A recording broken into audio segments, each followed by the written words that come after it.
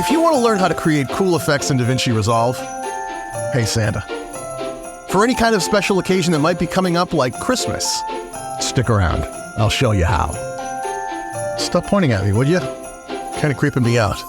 To pull this effect off, we're going to be using the Fusion page. Now, I know what you're thinking. Oh my God, please, dear Lord, not the Fusion page. That's kind of how I feel about it. It's a pain in the butt. It's really complicated and hard to learn sometimes, but I promise what we're working on today is going to be much simpler and hopefully give you a better handle on the Fusion page. So let's start with a few simple elements that we'll need to pull this effect off. The first thing we're going to do is grab a piece of B-roll footage that I got from Storyblocks, this Santa holding a computer open. It's got a green screen on the computer, so it's really easy to chroma key that out. So I'll show you how to do that as well. Now, the first thing I'm looking at in the display up here, can you see how there's black lines above and below it? This particular piece of footage is a little bit wider. It's a little more of a widescreen footage, and I want to make sure it fills up the whole screen for my 16:9 project. So the easiest way to do that is just select it down in the timeline and go up to the inspector in the upper right. And I'm just going to grab that zoom, left click, hold, push it to the right, and zoom it in a little bit. Something like that, just to make sure those black lines disappear. Someone had asked me about this recently too. How do you get your display here to be bigger? I'm using the center wheel of my mouse. I always recommend getting a decent mouse with a center wheel, especially on PC. It makes it a lot easier to do these things.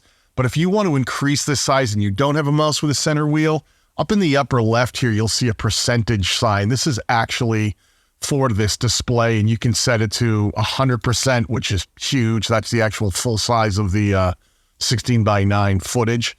Or you can set it to, an easy one is fit. If you set it to fit, it will always fit the entire screen inside of wherever your display is at. Now, if you want this display to be bigger, just grab in between the boxes. Right here, you'll see there's a line between the display and the timeline below it. Left click, hold, and pull that down. And as the display gets bigger, because you have it set to fit, it will expand that preview as well. So that's just a quick tip for people who have been having problems getting the display to be the right size. Now, the amount of time it would take any creator to sit and actually dress up as Santa and decorate a set and film that whole Santa scene would be so time and cost prohibitive that this is why I like to use different asset houses. Storyblocks being one of my favorites, and they're actually our sponsor today. So let me take a minute to talk to you about Storyblocks. Storyblocks is an affordable asset house where you can get things like B-roll, music, sound effects, and images that you can use royalty-free in your next YouTube video. Now, I've been using Storyblocks for years before they ever became a sponsor, because I actually really like the quality of the product they offer. I also like the fact that for one affordable price, you can get access to as many assets as you need. There are no download limits about how many videos that you can use in any given time period, how many images you can use, or how many pieces of music or sound effects that you can get from Storyblocks. Storyblocks has really made it simple. Once you sign up for an account, the sky's the limit. You can get to work using as many of the high-quality assets that Storyblocks has there ready for creators just like you. Everything that I'm using here in this video today, I got from Storyblocks. Another really cool thing about Storyblocks is when you find a piece of footage that you might want to use, it automatically recommends some different music that might fit that piece of footage. That's actually how I found the music that I used at the beginning of this video. And Storyblocks just told me that they're releasing templates designed to be used specifically in DaVinci Resolve the first week of December 2023. Those actually might already be available to you at the time you're watching this video. I'll be sure to cover how to use those templates in DaVinci Resolve in an upcoming video as well. I'll leave a link down below if you want to go check out Storyblocks for yourself today. Now, in this footage, you can see it now fits the 16:9. It actually has an audio track attached to it that I don't even need. So what I'll do is I'm going to select that, see how they both get highlighted in red. I'm going to right click and unlink them. These are now unlinked. They're both selected, but they're no longer linked together. Now, if I click anywhere in the gray area and go back and click just the audio, you can see only the audio is highlighted. And I'm going to hit the backspace button, which is basically like the delete button without affecting other things on the timeline. And now that audio's gone because I don't need it. Now, the very first thing I want to do is I want to be able to chroma key or green screen away that green section of the computer laptop that Santa's holding. So to do that, what I'm going to do is I'm actually going to select that clip and go over to the Fusion page. Now, I've shown how to do this before, but the simplest way to do a green screen or chroma key removal is to go up to your Effects tab and then type in to the search bar Delta keyer.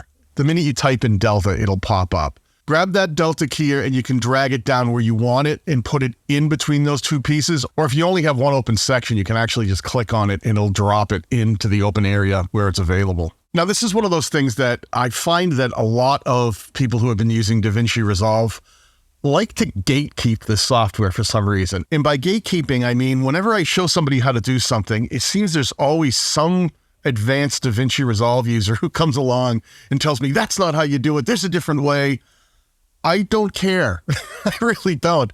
There's a million ways to do just about anything in DaVinci Resolve, and whatever works for you, do it that way. A lot of times when I point out that I use the effects tab in the upper left of Fusion, I'll have people say, no, you can just hit Shift Space on your keyboard and it opens up the select tool and use that window instead. There's a reason that DaVinci gives us a bunch of different ways to do things. As long as it makes sense to you and your workflow, that's great. Now down in your timeline, select that Delta keyer, see how it's now outlined in red.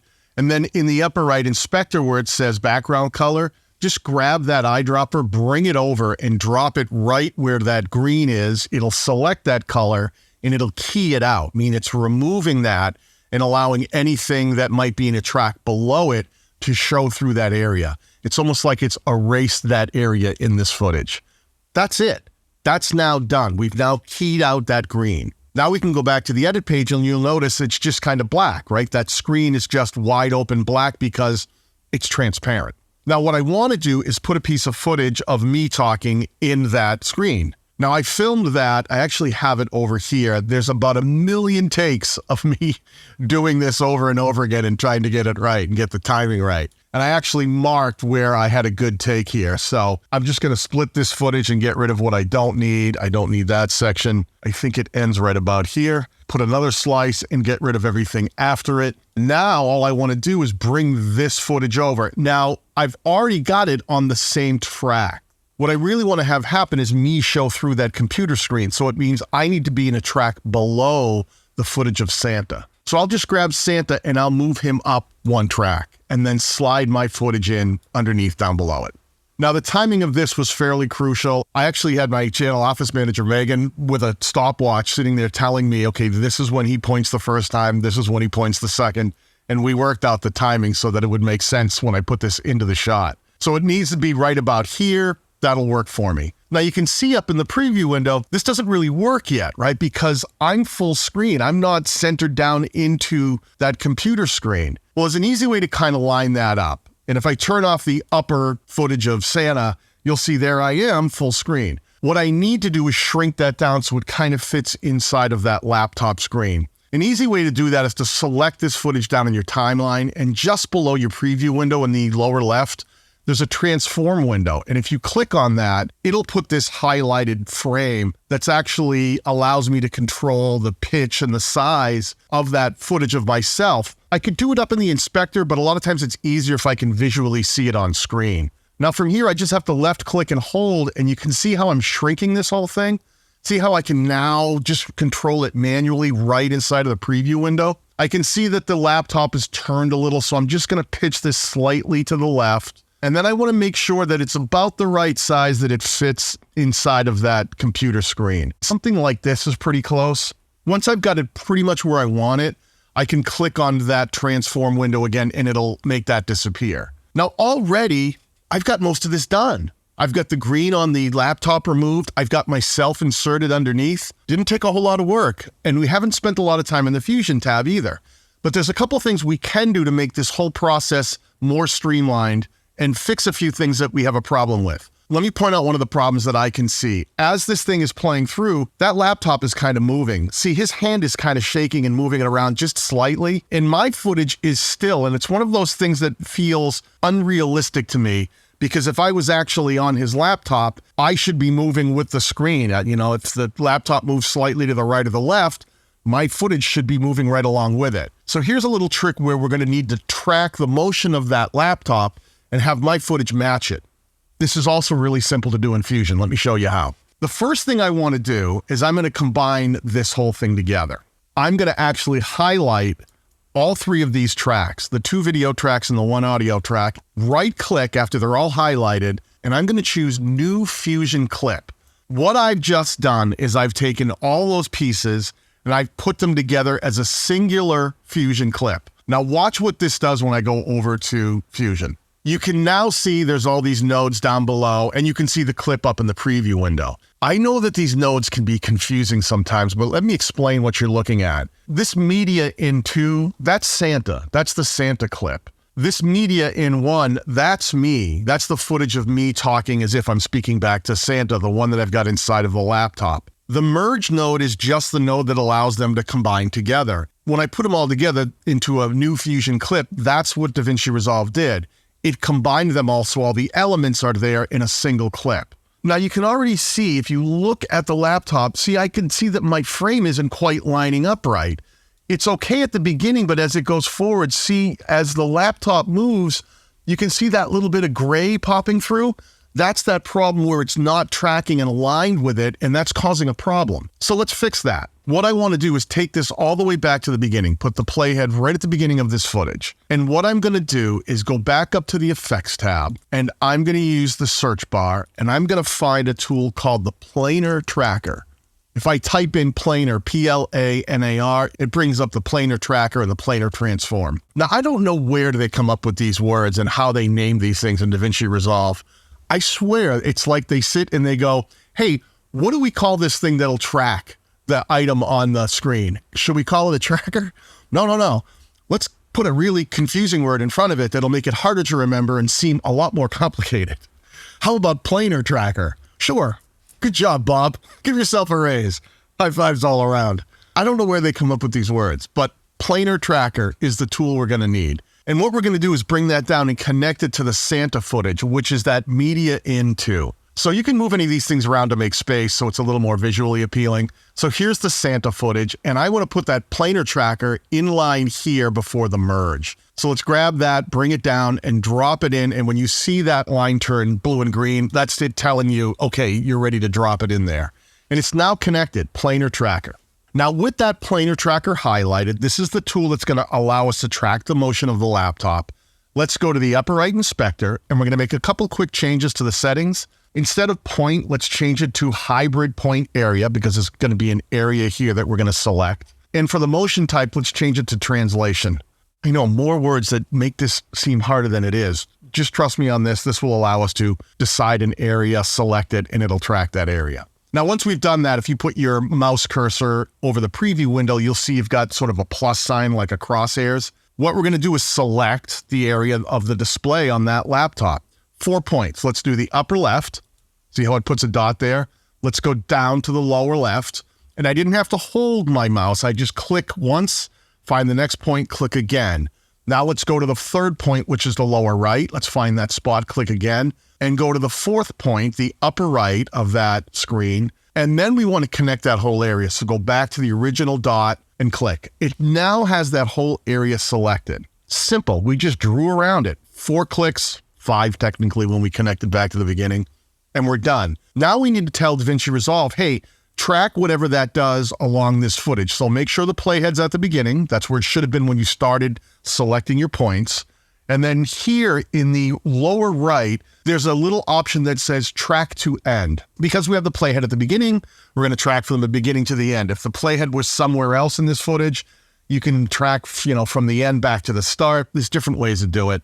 Lots of options, but we're going to do beginning to end, nice and simple. Click that button, and now DaVinci Resolve will go through and it will play that footage, and it'll track those points as the footage is playing through, and it'll follow the motion. And now it's done. Now it's tracked and keyframed all of that motion automatically. Nice and simple. Now, the other thing we need to do is, now that we've tracked the motion of the laptop, we have to tell DaVinci Resolve, I want you to take the footage of little Daniel inside of the laptop monitor window, and I want you to make sure that that footage follows the motion of the laptop. Now, to do that, with planar tracker still selected, in the upper right inspector at the bottom, you see where it says create planar transform. Again, words that literally don't make sense to me, but this is the tool that will allow us to connect that and tell it to do what we want it to do. just click Create Planar Tracker Transform. And it just dumped it randomly here, which is kind of confusing. See, it's actually free. It just threw it way over here on the left. What we want to do is take that planar transform and take the footage of me and connect it to the planar transform. Basically, we want to say, hey, see that footage of Daniel? That's the thing we want to track. So to do that, disconnect your media in one, which is the footage of me, from the merge and bring it over to the planar tracker right there. And then the output of the planar tracker, let's bring that into the merge. Once we've done that, these are all now connected. These are all put together. And if you go back to your edit page, you'll now see that we've just got this singular fusion clip, everything all connected together. And when Santa moves around with that laptop, the footage of me is going to move along with it inside. So it really feels like I'm in that laptop and I'm on Santa's screen. So really simple. All we've done is we've created this fusion clip. Back over in Fusion, that's the Santa footage. That's the node that's telling, hey, we want to track what's going on inside of the laptop. This is the footage of me. This is the planar transform node that's saying, hey, make sure that this footage is following whatever the planar tracker does. It merges them together and then sends it back out to the output. Not too tricky, nothing too fancy. Now we can get a little fancier here if we want. We could say, hey, you know what? I don't love the look of the footage of me inside of the laptop. It's a little too crisp, and Santa's footage is a little more diffused. And if you've ever held up a laptop to a screen or a camera, you know that filming a screen sometimes looks a little washed out. So one of the things we can do is we can actually change some of the color for the footage of me and correct it a bit so that it's not so crisp. It's not so high contrast. Now you can do that right here. There's a list of nodes, and one of them is a color corrector. Now you can grab that color corrector and all you want to do is put it in line somewhere here where you can make a connection point. I'm going to bring that right here and say, hey, I want to make sure I can color correct that footage of Daniel. And I just drop that node in line, almost like putting a guitar effect in line. If you had a guitar and you were playing into an amp and you wanted to add some distortion, you could have a distortion pedal and you just plug into the pedal and then plug into the amp. That's kind of what we're doing here. Drop that little effect down in there, and with it selected in the upper right inspector, you can now do some color correcting. You could pull the contrast back a bit, right? And wash it out, see how that gets washed out? There's also the basics, gain, lift, and gamma. I talked about these recently in a tutorial talking about how to use the color page of DaVinci Resolve. This is sort of a mini version of that. Gain, lift, and gamma is basically low, mid, high, darks, mids, brights. We can play with these a bit and go, let's wash it out a little bit. Let's bring up some of the brightness of it, the gamma, and make it feel a little bit more like a computer screen. And if you want to look back and forth, you can also quickly just turn that off and on to see what it looked like without any color correction. Turn it on, and that's with a little color correction, just a little more diffused. That can help it feel a little more realistic. Now, when I play this through, you'll see that everything that we want to do here is all happening in one Fusion clip. Now, one thing that is really cool about creating these Fusion clips and putting everything together, let's say I wanted to take this shot that I just created that's got a bunch of different things going on, and I want to zoom in and out. Instead of having to zoom in and out all these individual pieces, because it's a Fusion clip now, I can just keyframe that motion. Maybe I want to start back here. I'll say like right where he points at me, I want it to be full screen. So there's the point. Let me select this whole Fusion clip in my timeline. And in the upper right inspector, I'm going to drop a keyframe right there that's going to tell it at this point, stay full frame like it is. But I'm going to move the playhead back to the beginning. And maybe at this point, I wanted it to be zoomed in a bit. Maybe I wanted it to be a little closer.